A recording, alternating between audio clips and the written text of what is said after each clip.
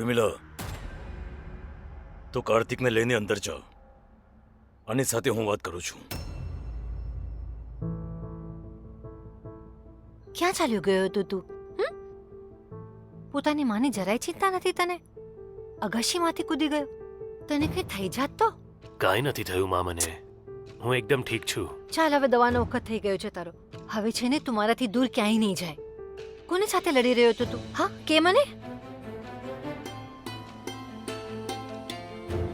એ છોકરી, હિંમત કઈ રીતે થઈ અમારા પુષ્ટિની શંખને હાથ લગાડવાની? મોટી માલકીન શંખ મંદિરમાં જ મૂકીને આવ્યા હતા, એટલે બસ એ પાછો આપવા માટે આવી હતી. પાછી આપવા આવી હતી તો મૂકી દેત ને. એને વગાડવાની હિંમત કેમ કરી? આ મંદિરમાં પૂજા કરવાનો હક માત્ર અમારા માજીનો જ છે. આ સુધી આ ઘરની વહુ, દીકરીઓ કે કોઈ બાળકે પણ અહીં હાથ નથી અડ્યો. તે કયા અધિકારથી અમારા મંદિરમાં પ્રવેશ કર્યો? બોલ, કઈ હેસિયતથી કરી તે પૂજા?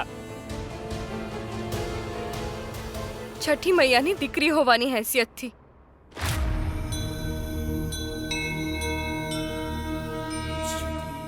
મારો કોઈ ખોટો ઈરાદો નહોતો મોટી માલકીન. હું જાણું છું કે શંખ ફક્ત અને ફક્ત તમે જ વગાડી શકો છો, પણ જાણી જોઈને તે આ બધું જ કર્યું કેમ? ના મોટા સાહેબ, જો મેં આવું ના કર્યું હોત તો બીજી મોટી ભૂલ થઈ જાત.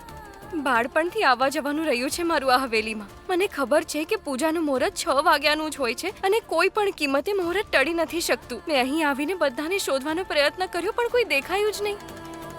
તમે મને શંખ વગાડવાની સજા આપી શકો છો, પણ મારા રહેતા મારી છઠ્ઠી મૈયાની પૂજામાં મોડું થાય એ હું ન જોઈ શકું. એટલા માટે મેં આ હિમાકત કરી. તમે ઈચ્છો તો મને કંઈ પણ સજા આપી શકો છો, કંઈ પણ.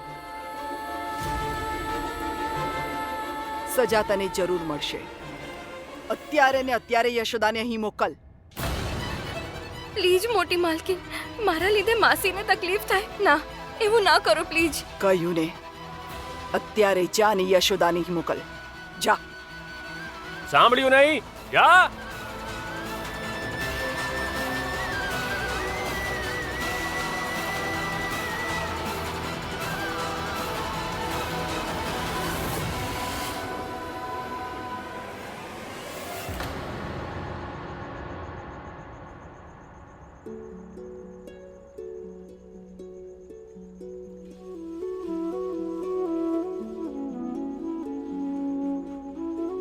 આ લે, ચા પી લે પેલા શાંતિથી.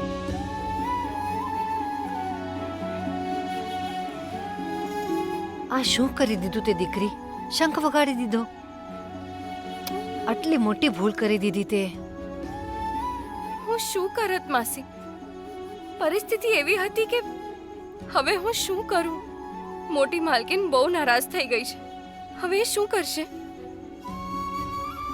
એમની હેસિયતની સામે આપણું કદ બહુ જ નાનું છે બેટા. આપણે તો સાચા ખોટાની બહેસ પણ નહીં કરી શકીએ એમની સાથે.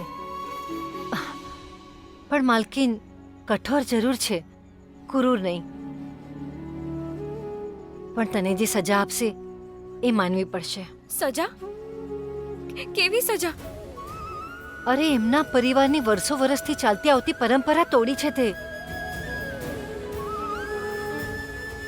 કદાચ તારી પાસેથી મંદિરમાં પૂજા કરવાનો હક પણ ન છીનવી લે. શું? આ તમે શું બોલી રહ્યા છો માસી? મૈયાની પૂજા કરવાનો હક મારાથી કોઈ ન છીનવી શકે. તમે એમને એકવાર કહો ને કે મને વઢી લે અથવા તો મારી લે, કે ઘરની નોકરાની બનાવીને રાખી લે, પણ મારાથી મૈયાની પૂજા કરવાનો અધિકાર ના છીનવે. તમે એમને કહો ને માસી, તમે એમને કહો ને. અચ્છા, ઠીક છે. તું એમ રડ નહીં બેટા, હું એની સાથે વાત કરીશ. ત્યાં સુધી તું છઠ્ઠી મૈયા પાસે પોતાની પ્રાર્થના કર, ઠીક છે? હું વાત કરીશ એમની સાથે.